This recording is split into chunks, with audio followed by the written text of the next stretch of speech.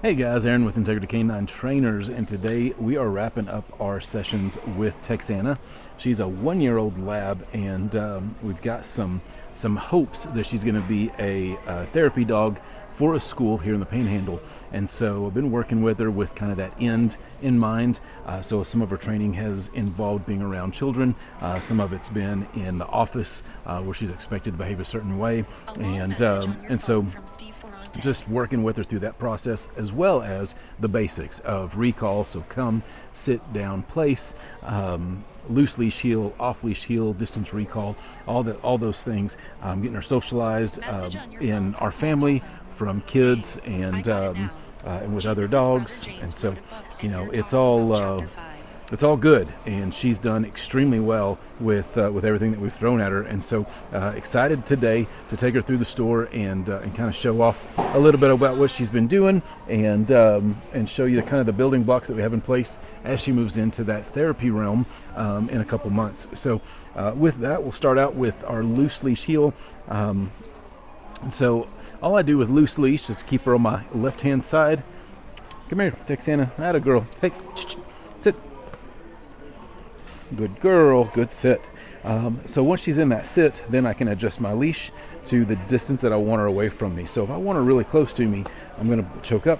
If I, especially at first, if I'm okay with giving her a little extra slack, then that's fine. But the reason for that is because she was trained on pressure. So if she feels much pressure begin with the leash, then she should start looking for options and figuring out where she's out of bounds. So then that correlates into the e-collar. So today we are using the e-collar at a level 5, and we'll just play with it and see if that's too low, too high as we go around. 5 is pretty minimal, and she's been responding very well to that. So loose leash heel. I'm going to lead out with my left heel, and we're just going to walk through the store with her on our left.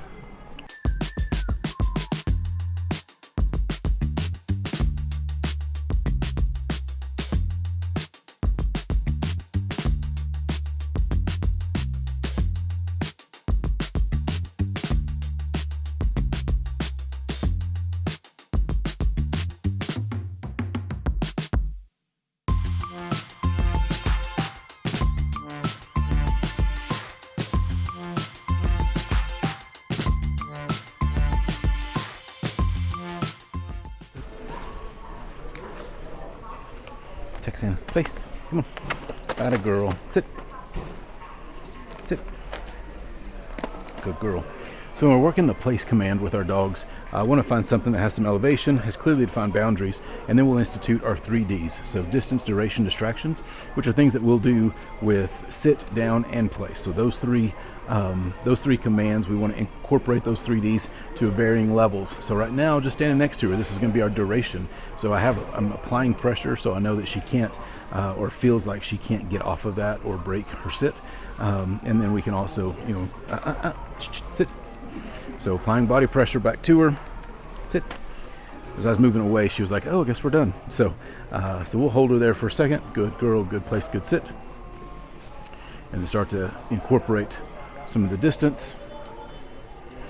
And then our distractions come with just the people that are around and crossing through. So that's a good girl, good place, good sit. Come here. Good job. Good job. So how I tell her to get up there is just as simple as coming up to that spot. Texanna, place. Tapping it. Good girl. And then I'll often put her into a sit or a down. If I leave her just standing there, that's fine too. Really kind of up to my discretion as to what I'd like to do with her at that time. So here we go. Heel.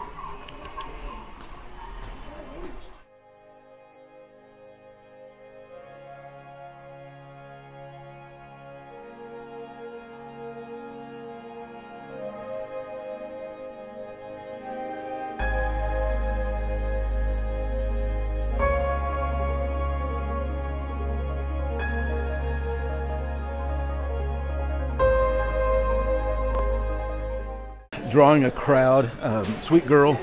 So what we're going to do is take her off leash, and we're going to go through the store and off leash. So, all right, here we go.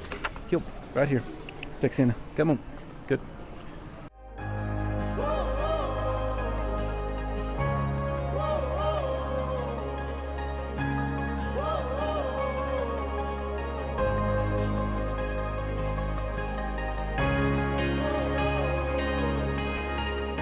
Come on. Hey, get up here. Atta girl. Good job. Sit. Sit. Good. So putting her on place on things that we talked about, elevation, but having different textures and different sounds whenever they get up there is kind of important too. So this is all things that boost her confidence. You saw that she got up there and she kind of paused for a second because it's a little tippy, a little unstable, and so that kind of throws her off. So getting her used to coming on and off of objects like that in a controlled way is going to be things that we can do to continue to boost her confidence. And of course from there, I'll tell her, yes, good girl, good place, good sit. And we'll create that distance as we always do. Now when I call her off of this, I can do two things. I can do come or break. Come is going to be, she heard me say break. Atta girl, good job, good job. Come here, come here. Let's try again. Come here, atta girl. Back up here, place. Atta girl, sit. Sit, good, good. So come or break is going to be the two things that I can use to get her off of here. Come means that we're still working, right? So I might tell her to come, heel, and we'll continue walking. But when she's done a good job, then I can say break, and then we'll love on her. That's when we often will give treats and that kind of stuff. So, all right, follow us. Let's go. Heel.